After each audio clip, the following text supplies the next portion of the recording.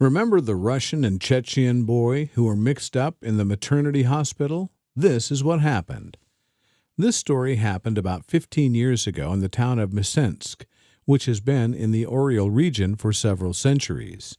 A Russian family and a Chechen family simultaneously brought their young sons from the local maternity hospital.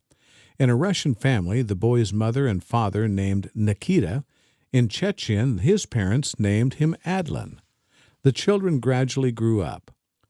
True, Anya's mother's Russian relatives kept wondering why Nikita was so different from his blonde parents, whom the dark one took after.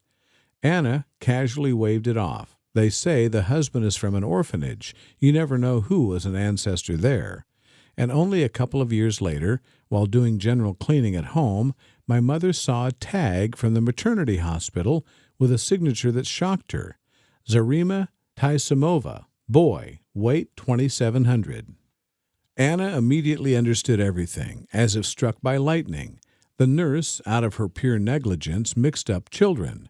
I gave her a baby from a Chechen family and gave her newborn to the Chechens. Both families at the park did not even check the tags then. The Chechens, by the way, were not at all embarrassed by their blue-eyed blonde son. Among real Nochi, such an appearance is by no means uncommon, especially in early childhood. Chechen, Zarima, and her son. Anna ran to the maternity hospital in tears. After a thorough investigation and genetic examination, the maternity hospital admitted its mistake, paid both families compensation for moral damage of 160,000 rubles, fired a careless nurse with a wolf ticket. But what to do with children? Reluctantly, both families, at the request of the court, made the only right decision. They returned their legitimate children to each other, and they remained friends forever. After all, they raised each other's sons as if they were family, and so they did. Although the Chechens, Arbi and Zarima, still doubted, if they started raising these children, then maybe they would continue.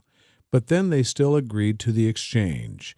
The boys also exchanged names.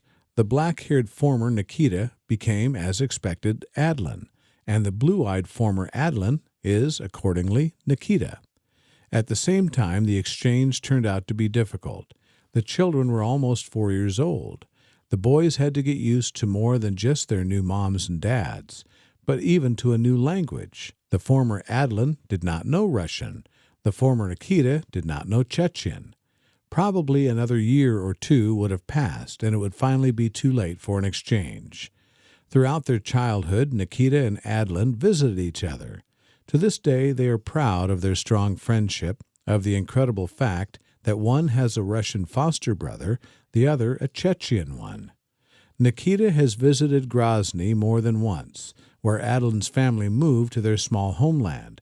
Today, the boys who have grown up long ago, the Russian and the Chechen, retain that very strong friendship that it was nice for all Russians and Chechens to have among themselves.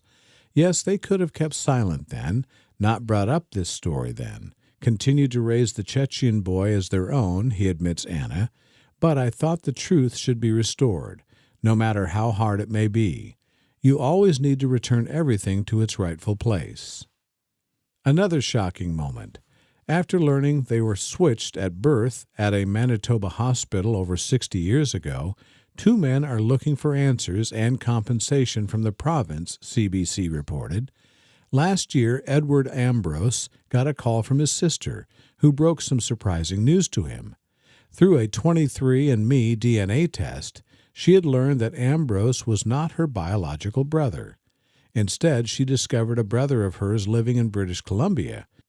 Richard Buvai was born on the same day and at the same Arborg, Manitoba hospital as Ambrose in 1955. Ambrose was raised on a farm in Rembrandt, Manitoba, with a Ukrainian family and had a close relationship with the man he now calls his bonded father.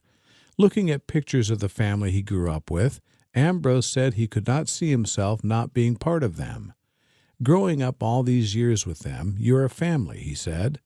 Buvai, however, lived a much different life. Raised Matisse, Buvai is a residential day school survivor who was taken away from his family in the 60s scoop. At the beginning, we didn't believe it, Bouvet told CBC. The experience has been like a roller coaster, he said. It was very emotional for me to phone my sisters to tell them I'm not their brother. That was hard. The two men are working with a lawyer. They want an apology and compensation for what they went through.